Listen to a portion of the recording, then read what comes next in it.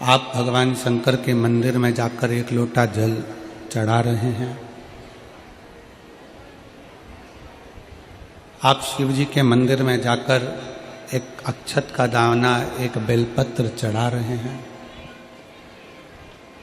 या घर में रहकर भी आप भगवान शंकर की अविरल भक्ति को धारण कर रहे हैं। पंचाक्षर मंत्र नमः शिवाय, षडाक्षर मंत्र ओम नमः शिवाय,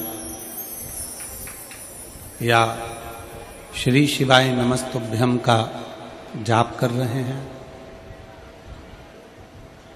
तो ये मानकर चलें कि आप राम और कृष्ण को, 33 कोटि देवी देवता को अपने करीब में पा रहे हैं।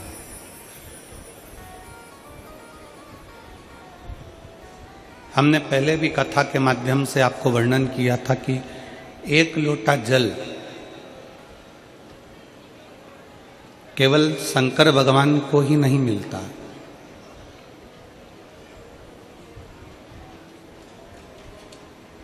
एक लोटे जल का इतना पुण्य है कि वो केवल शिव को अकेले को नहीं, एक लोटा जल का पुण्य इतना है कि वो 33 कोटि देवी देवताओं को, हमारे कुल देवता को, हमारे पितर देवता को वो जल प्राप्त होता है।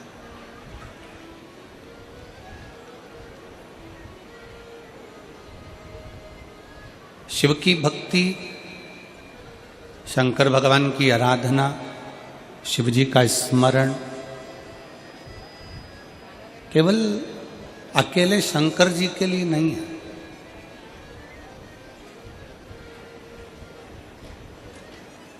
शिव जी की भक्ति, शंकर जी का स्मरण, पंचाक्षर मंत्र नमः शिवाय, षडाक्षर मंत्र ओम नमः शिवाय, श्री शिवाय नमस्तुभ्यम, ये केवल अकेले शिव के लिए नहीं है।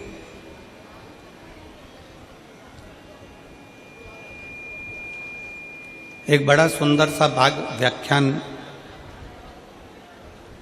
जिस समय पर ब्रह्मा जी और भगवान विष्णु ने पर्वत का घर्षण किया और अग्नि का खंभ प्रकट हुआ, प्रथम शिवलिंग प्रकट हुआ।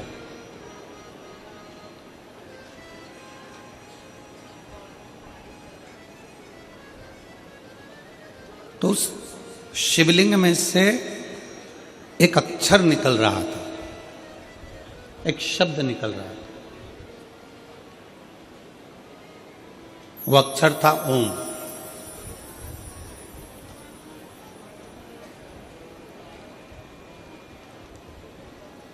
जब ब्रह्मा और भगवान विष्णु ने घर्षण किया और ये मालूम करना चाहा कि इस सृष्टि का पालन करता, इस पृथ्वी को संभालने वाला, संसार सागर की रक्षा करने वाला कौन हो सकता है, तब दोनों ने मिलकर जब मंथन किया, एक पर्वत को घुमाना प्रारंभ किया, और वह पर्वत जब घूमता है तो उससे एक खंभ प्रकट होता है अग्नि का। उस खंभ को शिवलिंग की आकृति कहा गया, भगवान शंकर की आकृति। उसमें से एक अक्षर निकल रहा था ओम।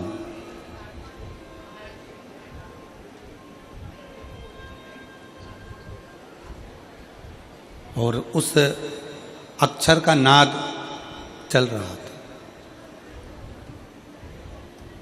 ब्रह्मा जी थोड़ी देर के लिए स्तुप्त हो गए।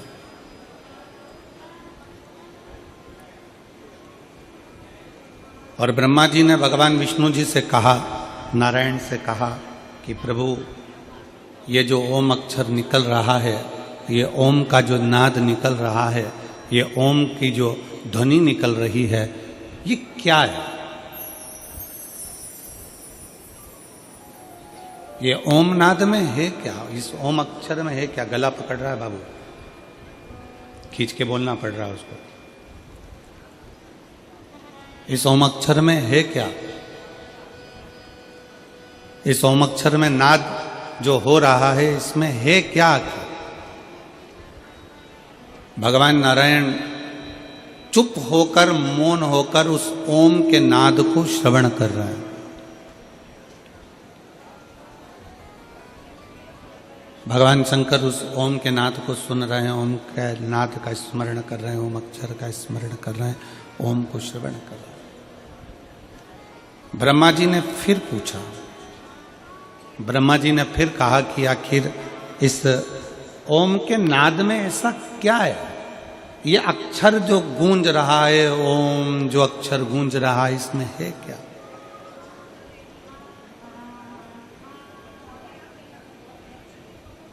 क्या समाया इसमें?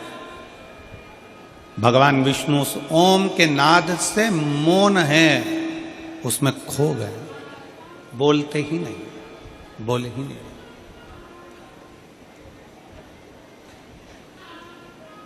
तब ब्रह्मदेव ने फिर पुनः वापिस भगवान नारायण से विनती करी, भगवान नारायण से फिर विनय किया, फिर प्रार्थना करी।